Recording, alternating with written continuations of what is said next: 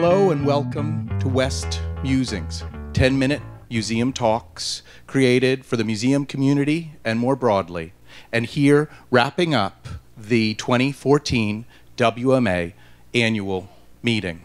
With thanks to sponsorship from Wells Fargo, and we also want to thank Soulstream Media for post-production contribution to make these feel as good as they do.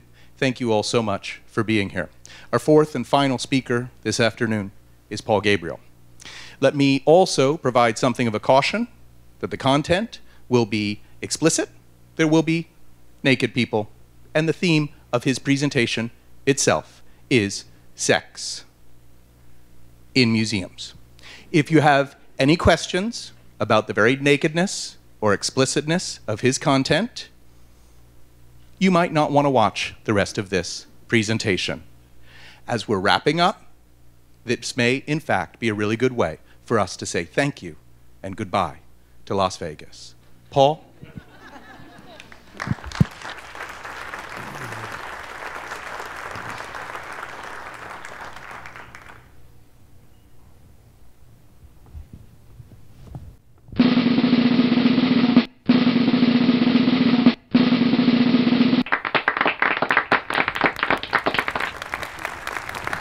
Hey, it's Vegas, baby. So let's do it. Let's talk about sex. And I want to talk about sex in museums, and in specific, I think for most people, the first thing that comes to mind is sex in museums. Kind of like an adult version of the mixed up files of Mrs. Basley Frankweiler. If you were trapped in a museum of your choice, who would it be with? What would you do? Where would you do it? Like in front of which objects? On which objects? With which objects? If Pygmalion-like, you could bring them to life. Now, wouldn't I like to rouse him from his drunken stupor? However, some of you else might want to take on the challenge of not having to pay to scale her Olympian heights. And I think I may pass on that. Now, what is this about? I think this is about objectification. Turning things into objects of desire, and in turn being turned into an object of desire. This for me is the nexus of sex, erotic desire, the imagination, museums, power, and being human. Many evolutionary biologists speculate that all of our higher symbolic learning is predicated on language, and language is predicated on us as a social species. But if we're just chimpanzees, we would have never survived. Territorial skirmishes, cannibalism, hierarchical domination and subordination, we'd have torn ourselves to pieces. But we are also bonobos in our heritage. And they make love and not war. When they resolve conflict, they have an orgy. Now, this libidinal glue that gets us past conflict is so ancient. I believe for all of us, it begins at our mother's breast. The pleasure of suckling, of touching, of kissing for mother and child. And it goes through our entire lives. Now, as a species, from the very beginning, as symbolic creators, sex and power have been with us. The earliest fertility statues, such as the Venus of Wilmersdorf, phallic statuary, and statuary paintings and stories about sexual tantric positions. I call it the concupiscent cornucopia of riotous copulation. Gods, humans, animals, animate objects, inanimate objects, going at it in every which way, out of control. From it comes transformation, metamorphosis, transcendence. A massive, amazing, powerful procreation in which whole new realities, unforeseen, are given form and birth and being. Now, it's not just ancient. If you go to Japan, yearly they have a phallus festival. And let's just say everybody's enjoying their lollipops. They're all over those lollipops. In my San Francisco, once a year, 500,000 people come from around the world, sell out the entire city to enjoy on the streets of San Francisco a Mardi Gras of sexual fetish. So what's this got to do with museums? This is the Sleepers by Gustave Courbet, one of the primary originators of European realism in the early 19th century. As a side gig, he painted porn for male patrons, which they showed in their smoking rooms after dinner to other men. We would call this lesbian porn. He called this the origin of the world. And from what I was just talking about, fair enough, but I think it's also fair enough to call it a beaver shot. If we gild the lily, is it now worthy of aesthetic appreciation, conservation, curation, interpretation? Let's take David. Dissertations have been written and rhapsodized about Michelangelo's godlike skills to carve marble, to the curlets of the hair, the face, the articulation of the hands and the veins. Where's the rhapsodizing about this? Really? Why not? Why is this less than? Let's now go back in time to classical Greece, to Athens, to the putative source of our rational Western heritage and democracy. These pictures come from wine vases that were used during drinking parties, house parties, symposia among male citizens. Wives were excluded. Teenage youth were invited, male, young male adults, and female prostitutes. The evening would begin with a heady intoxication and discourse on ideas, and then that kind of intercourse continued into a drunken orgy. Now, I think it's very easy to say something very divine was degraded and debased into something brute and animal. That's too easy. For the Greeks, I believe, it was a line of rhapsodic exaltation in which there was an open, free intercourse on every level between all people, and so many new imaginings were literally and figuratively disseminated. Now, what happens if we drain that cup of that wine? Let's think of that wine metaphorically as economic power, cultural power, religious power, gender identity, sexual orientation, concepts of the body.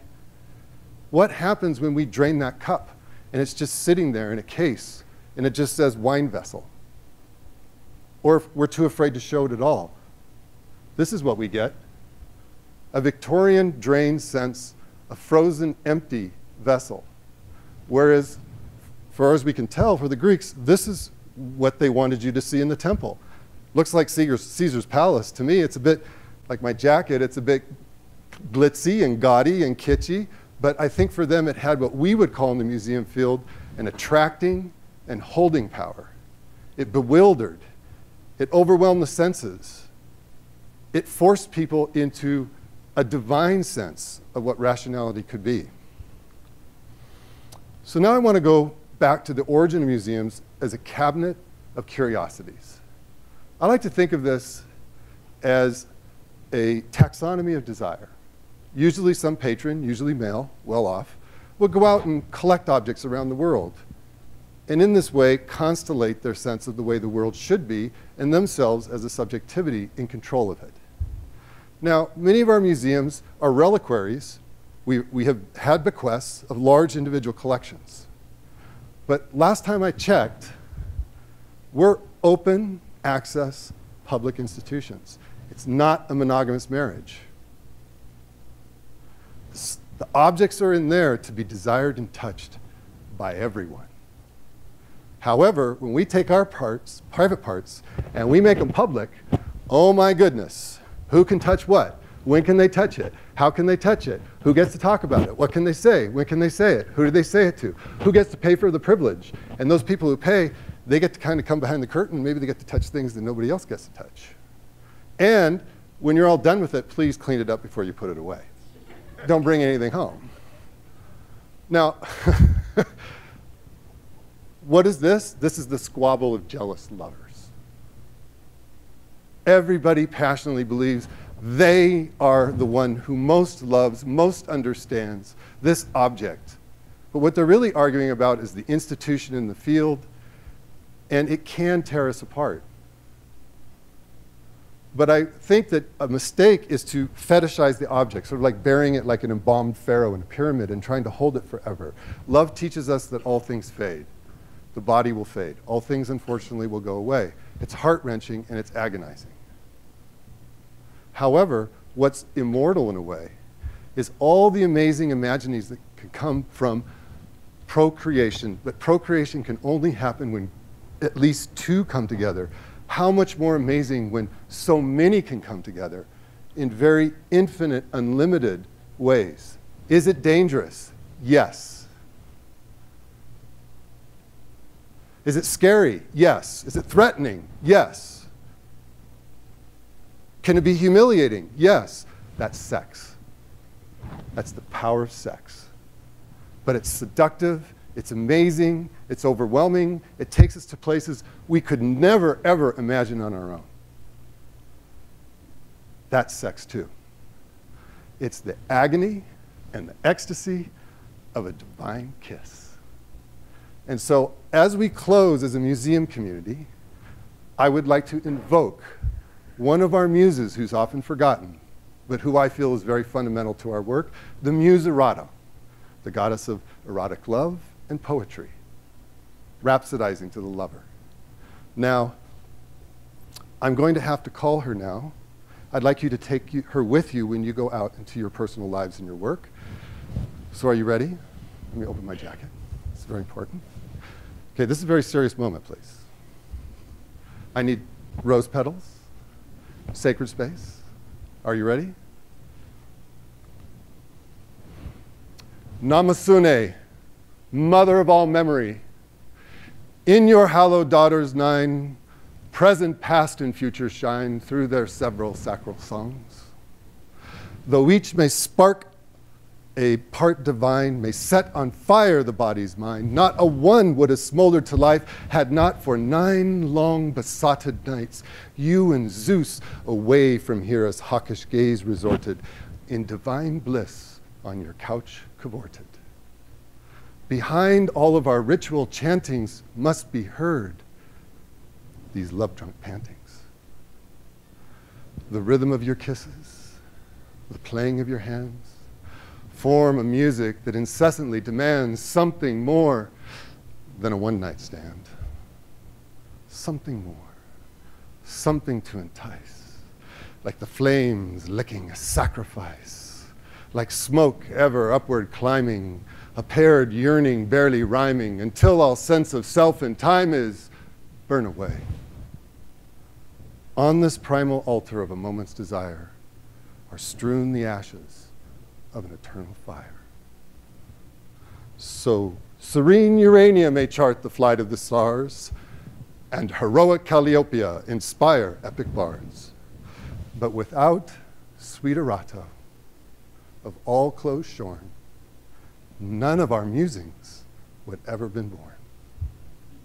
The flute, the dance, the lyre, exists to hymn the body's desire, to exalt and inflame our carnal sense into the womb of all our intelligence.